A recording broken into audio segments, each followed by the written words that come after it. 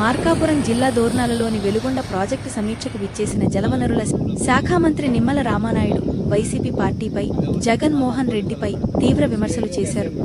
ఈవేళ ఎందుకు మాట్లాడుతూ ఉన్నామనంటే ఈవేళ ఆంధ్రప్రదేశ్ రాష్ట్రాన్ని మళ్ళీ రేపు 2047 కల్లా అగ్రగామిగా నిలపాలని చెప్పి ఈవేళ చంద్రబాబు నాయుడు గారు ఈ రకంగా ఇంత పెద్ద ఎత్తున రాష్ట్రంలో ప్రయత్నం చేస్తూ ఉంటే దాన్ని అడ్డుకునేటువంటి విధంగా, ప్రజల్లో ఒక ఆందోళన సృష్టించేటువంటి విధంగా, ఆ అభివృద్ధికి సంక్షేమానికి ఆటంకాలు కలిగించేటువంటి విధంగా ఈవేళ జగన్మోహన్ రెడ్డి ఏదైతే ఈ యొక్క రప్ప అంటూ రక్తాన్ని పారించేటువంటి సంస్కృతిని, ఒక గొడ్డలి సంస్కృతిని, ఎందుకంటే ఈవేళ గొడ్డలి పార్టీ అనే ఈవేళ ప్రజలందరూ కూడా ఎందుకు భావిస్తూ ఉన్నారనంటే ఒక్క సొంత బాబాయిని గొడ్డల వేటికి వేసినందుకు ఈవేళ గొడ్డల పార్టీ అంటలా.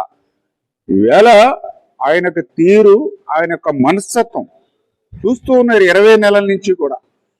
మామిడికాయల మీద ఎక్కించుకుంటూ పోతాడు కారుని, తలకాయల మీద కూడా కారుని ఎక్కించుకుంటూ పోతూ ఉంటాడు.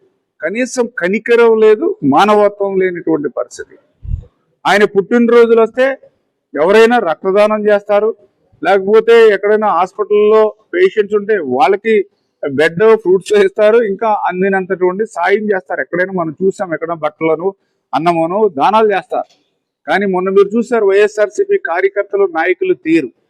పొట్టేళ్ళని రెండు రోడ్డు మీద తీసుకొచ్చి నడి రోడ్డు మీద పొట్టేళ్లు నరికి ఆ నరకడం ద్వారా వచ్చినటువంటి చిందినటువంటి రక్తాన్ని ఆ జగన్మోహన్ రెడ్డి ఫ్లెక్స్ కి మరి పూసేటువంటి పరిస్థితికి వాళ్ళు దిగజారారనంటే, గొడ్డళ్ళు పట్టుకుని ఆ యొక్క వీధుల్లో వీర విహారం చేశారు అంటే ఏ రకమైనటువంటి తీరుతో వైఎస్ఆర్సీపీ పార్టీ అంటే వాళ్ళ నాయకుడు మనకు తెలుసు, ఆవు చేలో మేస్తే దూడ బతును మేయదు.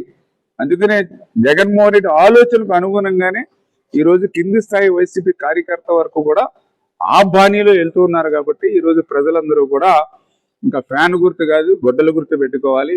ఇది వైసీపీ పార్టీ కాదు, ఇది గొడ్డల పార్టీ అని చెప్పి ప్రజలు నిర్ధారించారు.